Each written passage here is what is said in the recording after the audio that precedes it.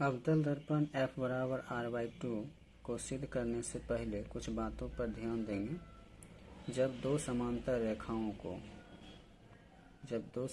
रेखाओं को कोई तिर्यक छेदी रेखा काटती है तो उसके अंतः एकांतर कोण आपस में बराबर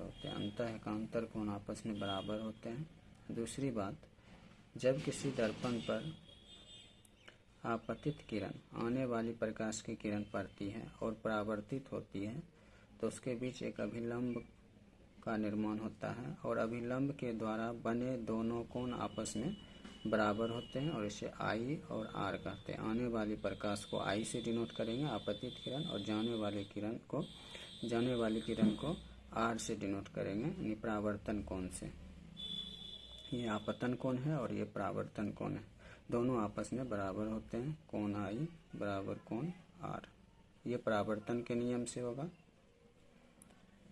परावर्तन के नियम से, और ये होगा एकांतर कोण के नियम से, एकांतर कोण से। जब दो समांतर रेखाएं इस प्रकार हों और उसे कोई तिर्यक छेदी रेखा काटे तो अंततः एकांतर कोण बराबर होते हैं। ये एकांतर कोण से बराबर होते हैं। अब चलते हैं F बराबर r/2 सिद्ध करने के लिए बनाएंगे।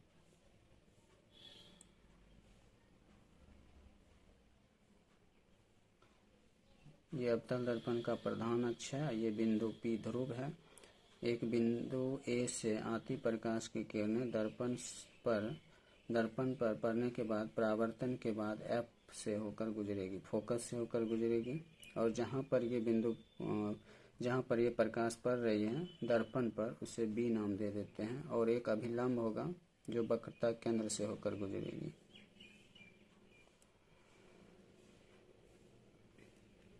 ध्रुव और वक्रता केंद्र के बीच की दूरी, यहाँ से लेकर इस बिंदु से लेकर इस बिंदु तक के बीच की दूरी को वक्रता त्रिज्या कहते हैं, जिसे कैपिटल R से डिनोट किया जाता है। और ध्रुव और फोकस के बीच की दूरी को फोकस दूरी कहते हैं, जिसको स्मॉल f से डिनोट किया जाता है। फिर से, ध्रुव और वक्रता केंद्र के बीच की दूरी को वक्रता त्रिज्या कहते हैं, जिसे R से डिनोट किया जाता है। ध्रुव और फोकस के बीच की दूरी को फोकस दूरी कहते हैं, जिसे स्मॉल f से डिनोट किया जाता है। माना इस दर्पण का एक नाम दे देंगे M और M डैश। माना M और M डैश एक अवतल दर्पण है। एक अवतल दर्पण है जिसका फोकस F, वक्रता केंद्र C तथा ध्रुव P है।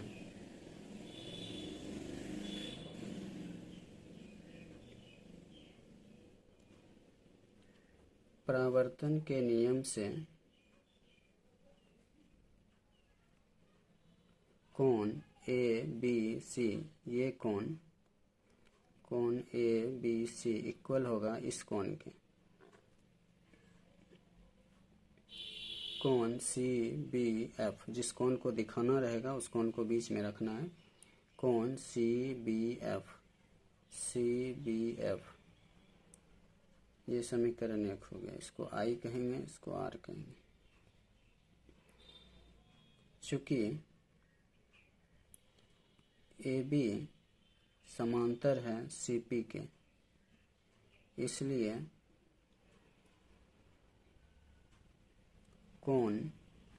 ये कोण और ये कोण आपस में बराबर होंगे अंतः एकांतर कोण से। जब दो समांतर रेखा हो इस प्रकार तो अंतः एकांतर कोण बराबर होते हैं। तो कोण ABC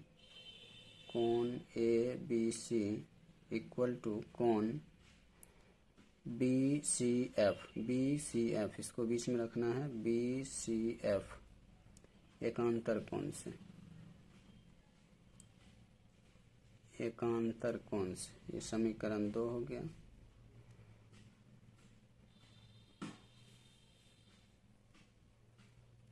समीकरण 1 और 2 से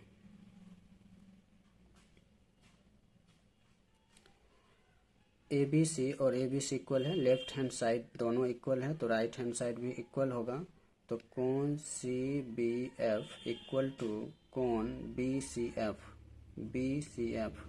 तो यहाँ पर बी और यहाँ पर सी, तो फिगर में देखिए यहाँ पर बी और ये सी दो कोण बराबर है और यह एक त्रिभुज है, ये एक त्रिभुज है और त्रिभुज का ये दो कोण बराबर है तो उसके सामने की भुजा भी बराबर होगी। तो इस कोण के सामने की भुजा ये भुजा बराबर है और इस कोण के सामने की भुजा ये भुजा बराबर है। जब त्रिभुज के दो कोण बराबर हो तो दो भुजाएं भी बराबर होती हैं। तो इसको समीकरण 3 मानेंगे। चूंकि दर्पण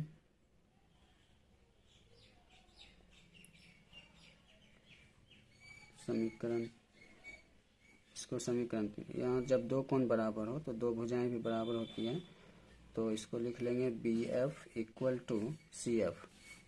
ये B F equal to C F, समीकरण 3 इसे मानेंगे।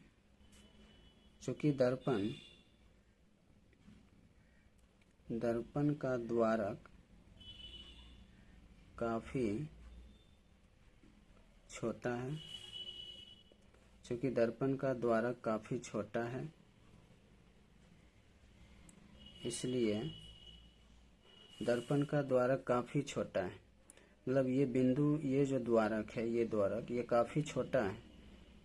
वास्तव में ये बिंदु इस बिंदु के नज़दीक ही है तो ये लाइन और ये लाइन दोनों आपस में बराबर होगी, क्योंकि ये बिंदु यहाँ पर आकर मिलेगी तो जितना बड़ा ये लाइन है उतना बड़ा ये लाइन भी होगा बी एफ। तो ये लाइन और ये लाइन बराबर है, इसलिए B F equal to P F, इस समीकरण 4 हो गया।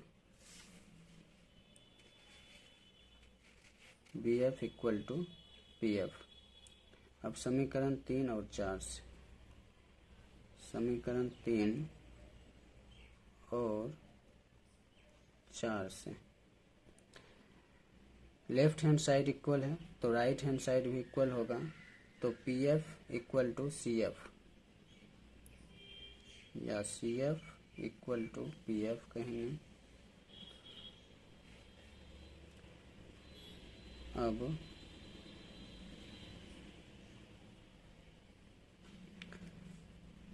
सीपी को हम दो भाग में जोड़ के लिखेंगे, सी एफ जोड़ पी एफ। फिगर में देखते हैं, सीपी को यहाँ से लेकर यहाँ तक की दूरी को हम दो बराबर भाग में, एक सी एफ और एक पी एफ जोड़ के लिखेंगे। सीपी सी से पी तक की दूरी को दो भाग में लिखेंगे तो सी एफ और पी एफ को मिलाकर लिखेंगे, यानी जोड़ के लिखेंगे। तो यहाँ सी पी बराबर C F plus P F, C P बराबर सी एफ को हम पी एफ के इक्वल बोले हैं तो सी एफ के जगह हम पी एफ लिख देंगे और यहाँ से पी एफ है तो C P equal to P F two P F. C P को हम कैपिटल आर कर रहे हैं तो ध्रुव और वक्रता केंद्र के बीच की दूरी को वक्रता त्रिज्या कहते हैं और जिसे कैपिटल आर से सूचित किया जाता है, और ध्रुव और फोकस के बीच की दूरी को फोकस दूरी कहते हैं जिसे स्मॉल एफ से सूचित किया जाता है। तो एफ बराबर, ये गुणन है उधर भाग में जाएगा, एफ बराबर आर, ये नीचे आ जाएगा तो एफ बराबर r/2।